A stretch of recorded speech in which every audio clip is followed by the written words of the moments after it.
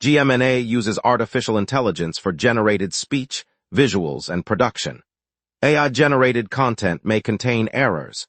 Please verify important information before making decisions or taking action.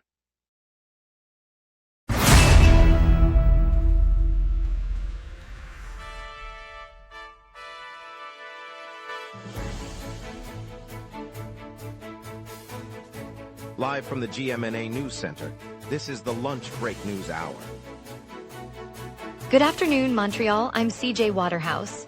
Tonight we'll break down CF Montreal's thrilling 2-1 Canadian Championship victory and discuss Quebec's new safety rules for inexperienced truck drivers. Plus, a quick look at the community spotlight on Steve's Music Store. Over to you, Jeff. Taste of the Caribbean returns to Parc Jean Drapeau this Saturday, featuring over 30 vendors serving traditional dishes like jerk chicken, roti, and plantain chips. Admission is free for families, while a single entry ticket costs $5. Children under 12 receive complimentary tastings from participating food stalls. Live reggae performances will fill the park from noon until sunset, with local bands scheduled alongside guest artists arriving from Jamaica and Trinidad earlier this week. Lots to get to, let's begin, as the community gathers for music, flavors, and family fun at the Taste of the Caribbean this Saturday. Good morning, Montreal. Mayor Soria Martinez Ferrada will today rule out any reopening or reconstruction of the former Lachine marina, citing costs that far exceed the city's budgetary capacity. The decision follows months of discussion about turning the waterfront site into a mixed-use development, but municipal officials concluded the financial burden would be irresponsible. The marina, closed for years after safety concerns, had been the focus of community meetings and a feasibility study that warned of escalating expenditures. Ferrada's announcement will emphasize that the city must prioritize essential services and infrastructure projects already in the pipeline. Council members from Lachine were briefed earlier this week, and the mayor said the city will instead focus on upgrading existing parks along the St. Lawrence. While some local businesses hoped for a revitalized promenade, the mayor's stance makes clear that the waterfront will remain inaccessible for the foreseeable future. Eastbound traffic on Highway 40 will be shut down tonight between the Côte de Lys interchange and Highway 15, remaining closed through the morning of 13th on the west-east artery in Montreal, Quebec. The closure, ordered for maintenance, affects a key commuter corridor that links the west side of the island with downtown and the north-south corridor. Motorists are advised to seek alternate routes such as the Champlain Bridge, the Autoroute 15 corridor, or the REM and to allow extra travel time. Officials warn that the weekend shutdown is likely to generate significant delays on surrounding arteries, including Autoroute 20 and local streets in the Côte de Lys area. The detour plan will be posted on the provincial transportation website, and updates will be provided as work progresses. Police will monitor the closure points and traffic officers will be stationed at intersections to assist drivers. Drivers should tune to local traffic bulletins for information. An Air Canada jet departed the runway while landing at Montreal Trudeau International Airport on July 10. The aircraft, arriving on a routine flight to Canada's busiest airport, veered off the paved surface shortly after touchdown. Emergency crews arrived within minutes, securing the scene and evacuating passengers without reported injuries. The runway was temporarily closed as safety teams inspected the area and cleared debris. Transport Canada and the Transportation Safety Board have opened an investigation into the incident. No damage to the aircraft's critical systems was reported, and investigators will examine weather conditions and runway maintenance records. Air Canada issued a statement confirming that the flight continued to its gate after passengers were safely disembarked. Airport operations resumed later in the day after the runway was cleared and inspected. Officials said they will release further findings as the inquiry progresses. The province has announced it will keep its electric scooter trial in place for another 2 years, now running through 2028. Health officials warned that the existing rules fail to shield children from serious injuries, urging stricter safeguards. Under the pilot, riders must stay under 25 kilometers per hour and wear helmets. Yet doctors say accidents involving youngsters continue to rise. The extension gives regulators time to tighten speed limits, enforce age restrictions, and improve infrastructure. Critics argue the measures are still too lax, while industry groups point to the program's data-driven approach. The government said it will review findings each year and adjust the framework as needed, aiming to balance mobility benefits with the safety of young users. The trial, which spans key city routes, remains active as officials gather data on crash rates and rider behavior. Quebec officials announced today that any driver holding an Ontario commercial license will be required to pass a written examination before operating a heavy vehicle in the province. The rule, set to take effect later this year, follows a series of recent collisions involving Ontario-registered trucks on Quebec roads. The province's Transport Ministry said the measure responds to findings from the Ontario Auditor General and concerns raised by trucking industry representatives and a local driving instructor that some drivers lack sufficient training. The requirement applies to trucks over 3.5 tons, and the writ test will be administered by Quebec's Transportation Safety Board. Under the new regulation, drivers must submit proof of a passing score before receiving a Quebec permit to haul freight. The government indicated enforcement will begin after a transition period, and non-compliant drivers could face fines or denial of entry to provincial highways. Later, we'll explore the artists painting murals under the highway, creating a fresh cultural hub for Montreal. We will be right back. Watch the local sunset tonight at 6 p.m. for all your local Montreal news. Welcome back, everyone. I'm glad you're with us. Let's dive into the headlines, then Jeff Laflamme will bring you today's local stories. New demographic projections released by the Institut de la Statistique du Québec indicate that Montreal's population will shrink by 10% by 2051. The forecast, which looks ahead 25 years, marks a reversal of recent growth trends and arrives at a time when housing demand is still expected to rise. Analysts say the decline stems from a combination of lower birth rates, an aging population, and slower net migration. If the trend holds, the city could see several 100,000 fewer residents, a shift that would affect municipal planning, school enrollments, and the labor market. City services such as transit and waste management may need to adjust capacity to match a smaller tax base. Officials have not yet outlined specific policy responses, but the data underscores a long-term challenge for the region's economic and social infrastructure. Yesterday, a group of local artists transformed the space beneath the Metropolitan Expressway in St. Mitchell into a vibrant outdoor gallery. The mural project, part of an early pilot to shape a new cultural hub, covered the concrete walls with bold colors and themes that reflect the neighborhood's spirit. Organizers said the work aims to expand the Quartier des Arts du Cirque, turning the under-highway corridor into a permanent cultural district. Residents walking by can now pause to admire the large-scale paintings that celebrate community life, music, and movement. The pilot marks the first step in a longer plan to activate underused infrastructure and draw visitors to St. Mitchell's emerging art scene. City officials hope the initiative will encourage further investment in public art and create a lasting gathering place for families and tourists alike. City officials announced Thursday they will re-examine the ongoing Berry Street construction, including the proposed cycling lanes. The Martinez-Ferrada administration said a review will assess whether adjustments are needed to the current design, which has already disrupted traffic and sidewalk access along the downtown corridor. Engineers and planners will meet in the coming weeks to evaluate cost, safety, and impact on commuters and local businesses. The review could lead to alterations in lane width, pavement material, or the timing of work phases. Residents who have faced detours and reduced parking are expected to see a revised schedule released later this month. The administration emphasized that the goal is to balance efficient transit flow with safe, accessible routes for cyclists, a priority that has grown in recent years. City Council will vote on any changes before the end of the summer, ensuring that any modifications align with provincial transportation guidelines. More than 70 households are still living in emergency shelters after the July 1st deadline, and the crisis shows no sign of easing. A recent study by RBC Economic Services reveals that the city's housing affordability index has slipped to its lowest level since 1990, making local rents and mortgage costs the steepest in the nation. The surge in unaffordable housing is pushing families into temporary accommodation, stretching shelter resources that were already stretched thin. For residents watching rent climbs on their own streets, the data underscores how quickly a stable home can become out of reach. City officials say the situation remains ongoing, and they are monitoring shelter capacity while exploring longer-term solutions. As the housing market stays tight, everyday budgeting decisions become more precarious for many households across the region. CF Montreal confirmed yesterday that defender Luca Petrasso has signed a new deal, extending his stay well beyond next season. The 26-year-old will remain with the club through the conclusion of the 2028-29 season, with an additional option that could keep him on the roster for the 2029-2030 season. The extension follows a period where Petrasso became a regular fixture in the back line, contributing to a defense that has helped the team maintain a solid standing in the league. During the current campaign, he logged more than 30 appearances, accumulating close to 2,000 minutes on the field. Club officials highlighted his consistency and tactical awareness as key reasons for the renewed commitment.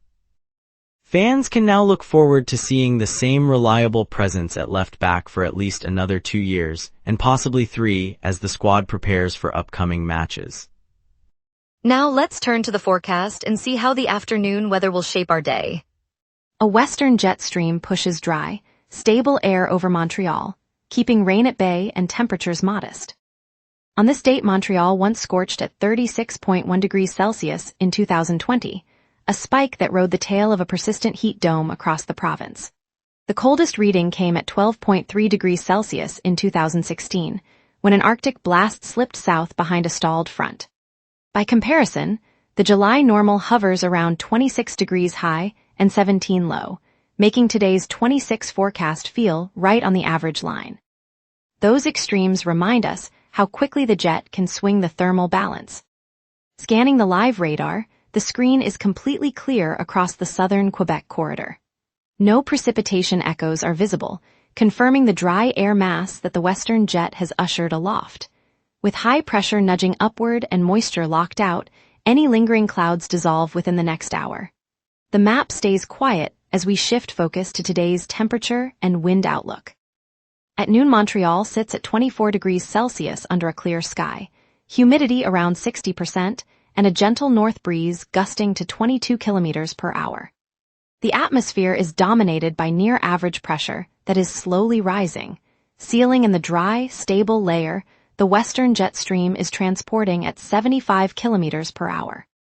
This setup suppresses lift and keeps clouds at bay, allowing temperatures to climb to a high of 26 by mid-afternoon before easing to 25 this evening. UV index sits at 7, and wind remains modest, maxing at 14 kilometers per hour from the west. No weather alerts are active. With the sky remaining open, we now turn to the 5-day outlook. Saturday repeats today's pattern with a clear sky and a high of 26, low falling to 15 as the high-pressure ridge persists.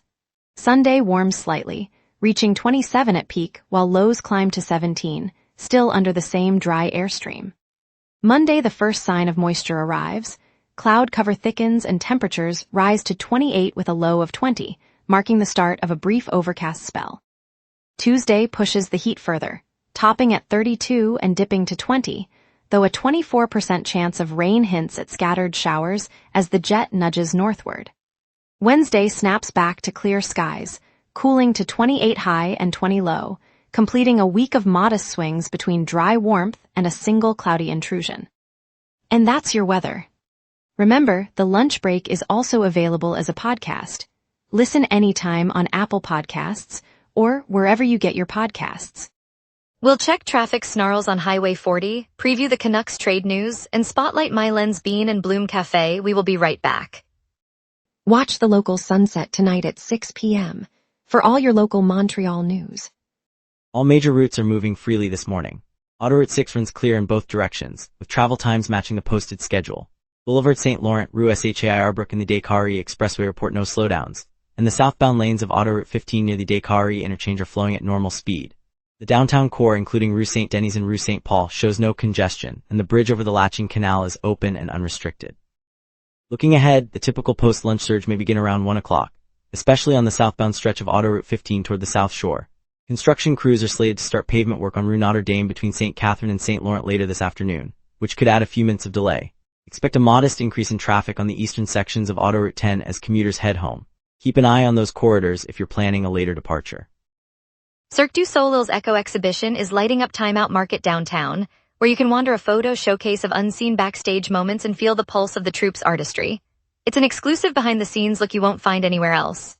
If you're hungry for flavor, Les Premier's Vendreddi's rolls back onto the streets, bringing Canada's largest street food festival with more than 40 trucks, live music, and cultural celebrations across the city this weekend. Best of all, admission is free, and the lineup showcases flavors from every corner of the globe. And when the rain taps on the windows, Time Out Market becomes the perfect shelter. Free kids activities, a taste of the Cirque exhibit, and a bustling food hall that turns a drizzly afternoon into a culinary adventure. Free admission and a playground of activities make it a go-to spot when clouds gather. Those three options keep Montreal buzzing, whether you're chasing spectacle, cravings, or a cozy escape. And now here's Jason with sports. Here's the latest on Montreal's teams, from the ice to the pitch. Montreal's Canadiens have sent forward Brendan Gallagher to the Vancouver Canucks in exchange for future considerations, reshaping the Habs' forward depth. The move, confirmed by CBC Sports NHL, marks a notable shift in both clubs' roster strategies as the season progresses. Montreal's Roses have bolstered their squad by signing international forwards Marie-Yasmin Aladou and Yves Perisset, according to CBC Sports Soccer. The dual acquisitions signal an aggressive push in the Northern Super League, adding experience and flair to the club's attacking options. Evelyn Badu delivered a hat-trick as the Montreal Roses routed Vancouver Rise 5-1 in Saturday's Northern Super League clash, per CBC Sports Soccer. The dominant performance underscores the Roses' offensive firepower and puts them in a strong position heading into the next round of competition. Bean and Bloom in Myland has opened its doors, bringing a specialty coffee experience to the neighborhood. The shop serves locally roasted beans sourced sustainably, supporting nearby farms and reducing carbon footprint, and its airy space doubles as a hub for artists, freelancers, and anyone craving a creative break. Owner Alex Dubois, a former barista-turned-entrepreneur, wanted a place where coffee and art could grow side by side. Every week the team hosts open mic nights, pop-up galleries, and coffee brewing workshops, turning a caffeine stop into a cultural calendar. For residents, it means a gathering spot where conversation flows as smoothly as the espresso.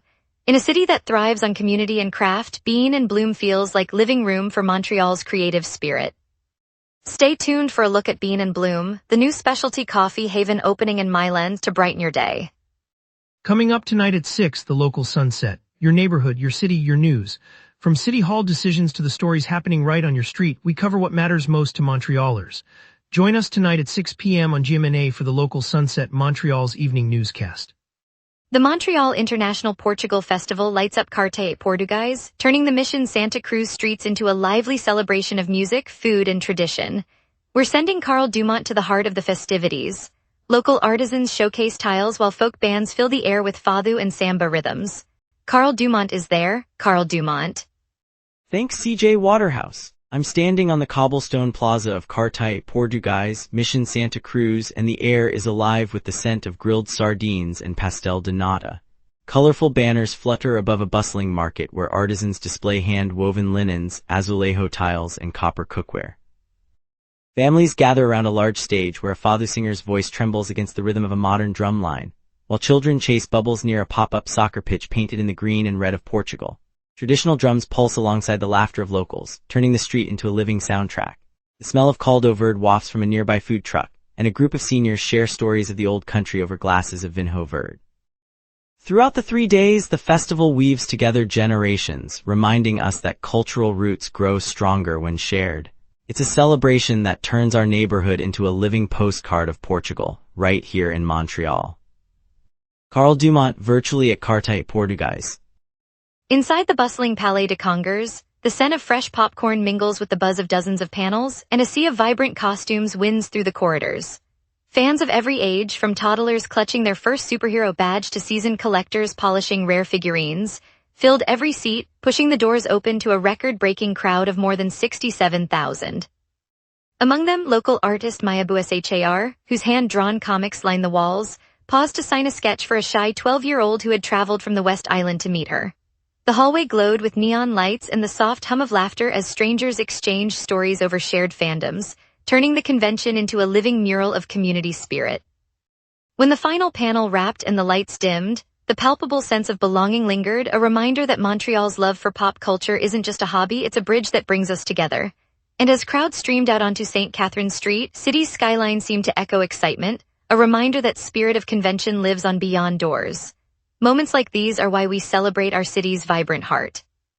On a crisp early summer afternoon in downtown Montreal, just beyond the stone arches of the McGill campus, the National Bank open grounds are already buzzing.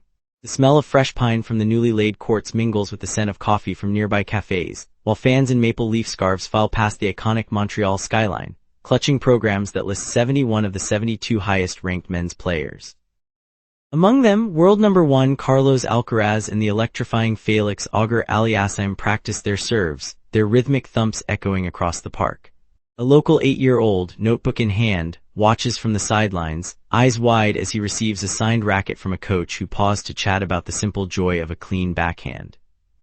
The moment the first ball is struck under the bright Quebec sun, the city feels a collective inhale, a reminder that world-class sport can sit beside daily life, inspiring the next generation. It's a quiet affirmation that Montreal's doors are always open to moments that bring us together. That feeling lingers long after the final serve. Thanks for joining us, Montreal. Tonight's look at the artists painting murals under the highway reminded us how creativity can reshape our streets. Stay safe, keep the conversation going, and tune in tomorrow for more stories that matter to our city. We'll also follow the mayor's latest decision on the Lachine marina and what it means for our waterfront.